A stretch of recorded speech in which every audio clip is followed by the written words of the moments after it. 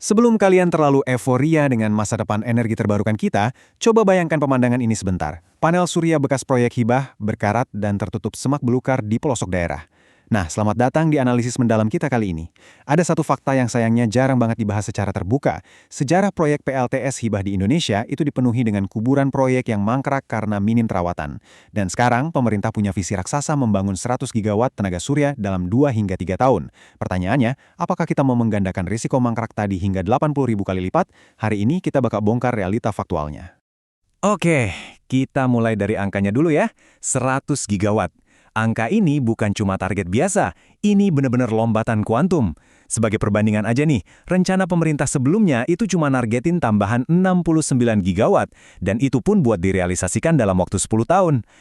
Tiba-tiba sekarang kita mau ngebut 100 gigawatt dalam waktu kurang dari 3 tahun.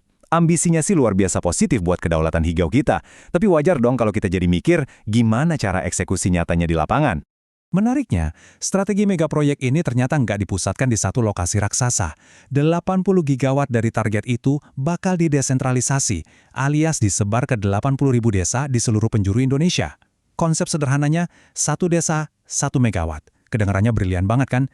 Ini adalah langkah buat memotong rantai distribusi listrik yang panjang dan langsung menciptakan kemandirian energi di akar rumput. Tapi, nah ini dia intinya. Seperti yang dibilang sama Feby Tumiwa, CEO dari Institute for Essential Services Reform, tantangan utama Indonesia bukanlah pada teknologinya, melainkan pada aspek struktural dan tata kelola. Kutipan ini secara netral tapi tajam merangkum hambatan terbesar kita. Kalau cuma beli panel surya atau baterai sih gampang, teknologinya udah matang. Tapi urusan merancang, mendanai, dan merawat puluhan ribu pembangkit listrik di negara kepulauan sebesar Indonesia, itu baru namanya tantangan tata kelola yang sesungguhnya. Oke, masuk ke bagian pertama tata kelola, Koperasi Desa Merah Putih, atau biasa disingkat KDMP. KDMP ini rencananya bakal jadi tulang punggung yang mengelola proyek di tingkat desa. Tapi realita di lapangan menunjukkan struktur ini masih goyah banget. Pertama, desainnya sangat top-down. Ada regulasi yang mewajibkan lebih dari 50% dana desa dialokasikan untuk KDMP. Menurut beberapa analisis, ini malah bertentangan sama prinsip dasar koperasi yang harusnya sukarela dan demokratis. Terus, kapasitas teknis lokal juga masih minim. Banyak yang ngira ini cuma ganti nama dari BUMDes doang. Belum lagi ada yang namanya paradoks pickup. Bayangin, udah ada 1000-an mobil pickup operasional yang datang dari total pesanan masif, padahal usaha kooperasinya aja belum jalan. Dan terakhir masalah skala. 1 megawatt itu listriknya setara buat 500 ruko loh. Kalau ditaruh di desa kecil, pasti bakal oversupply, sementara kooperasinya belum punya izin resmi buat jualan sisa listrik itu. Pusing kan? Nah, dari tata kelola kita masuk ke isu yang nggak kalah bikin pusing, jebakan pendanaan. Coba kita hitung bareng-bareng secara logis ya, biaya buat bangun PLTS 1 megawatt kali on-grid ditambah baterainya itu bisa nyentuh angka 12-15 miliar rupiah. Padahal rata-rata dana desa yang cair per tahun itu cuma sekitar 1 miliar, dan itu pun udah pasti habis buat kebutuhan dasar desa. Kalaupun KDMP ini mau ngajuin pinjaman, plafon maksimalnya biasanya mentok di angka 3 miliar rupiah untuk masa 6 tahun. Berarti ada jurang funding gap sekitar 5-11 miliar rupiah per desa. Tanpa skema bantuan yang jelas, ini bisa jadi jebakan utang yang bahaya banget buat ekonomi lokal. Pemerintah bukannya diam aja sih soal ini, mereka lagi memburu sumber dana alternatif berskala makro. Misalnya ada inisiatif Just Energy Transition Partnership atau JETP senilai 21,8 miliar dolar dan inisiatif AZEC senilai 500 juta dolar. Belum lagi lobi-lobi ke Bank Dunia dan lembaga lainnya. Tapi masalahnya gini, dana global miliaran dolar ini punya standar bankability atau kelayakan kelola yang ketat banget. Kalau struktur tata kelola koperasinya aja belum solid seperti yang kita bahas tadi, dana triliunan ini bakal susah banget cair sampai ke level desa.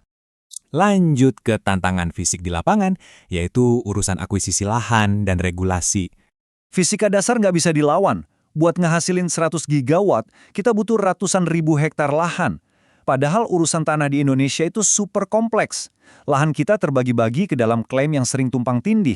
Ada 40 juta hektar hak ulayat atau adat, 127 juta hektar hutan negara, dan pastinya sertifikat swasta. Fakta pahitnya, sengketa dan urusan izin lahan kayak gini rata-rata bikin proyek tertunda 12-20 bulan sebelum konstruksi bisa dimulai. Ini hambatan struktural yang sangat nyata. Belum lagi kalau kita ngomongin dampak ekologi dan sosialnya. Proyek skala raksasa wajib mengurus AMDAL yang bisa nambah waktu 6-15 bulan lagi. Terus ada juga fenomena yang namanya sindrom NIMBY atau Not in My Backyard. Ini wajar banget terjadi. Masyarakat lokal seringkali nolak proyek besar karena takut mata pencarian mereka terganggu atau ekosistem alamnya rusak. Makanya, pendekatan yang transparan ke warga itu hukumnya wajib sejak hari pertama. Tapi tunggu dulu, biar seimbang dan adil, kita juga harus lihat sisi terangnya, kisah sukses dan jalan ke depan. Di tengah semua risiko struktural tadi, kita sebenarnya punya alasan kuat buat tetap menaruh harapan karena udah ada pilot project yang sukses jalan. Misalnya, prototipe 1 MW Danantara di Sumeneb yang terbukti berfungsi buat skala desa. Terus ada juga PLTS Terapung Tembesi di Batam berkapasitas 46 MW, serta PLTS Mini 0,5 MW di Ambon yang dikelola koperasi. Ini bukti nyata loh, bahwa ini bukanlah misi yang mustahil asalkan dieksekusi dengan benar.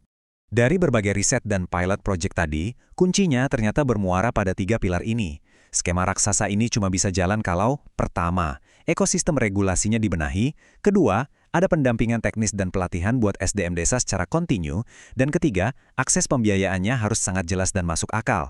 Kalau 3 syarat ini gagal ditenuhi, siap-siap aja sejarah kuburan proyek bakal terulang. Tapi kalau berhasil, kita benar-benar bisa mengubah hidup di ribuan desa yang selama ini gelap. Jadi kesimpulannya, risiko mangkrak ini bukan sekedar teori. Ini adalah sejarah yang berulang. Tapi, di sisi lain, mega proyek ini punya potensi luar biasa untuk memberdayakan sekitar 5.700 desa yang masih butuh akses listrik memadai. Nah, menurut kalian gimana? Apa langkah paling krusial yang mestinya diambil pemerintah biar proyek ini nggak berhenti di tengah jalan? Coba bagikan pendapat kalian di kolom komentar di bawah. Oh ya, pastikan kalian subscribe, karena di pembahasan selanjutnya kita bakal bongkar paradoks geopolitik yang lebih pelik lagi. Niat hati mau lepas dari minyak, malah masuk ke cengkeraman teknologi negara lain. Sampai jumpa di analisis berikutnya.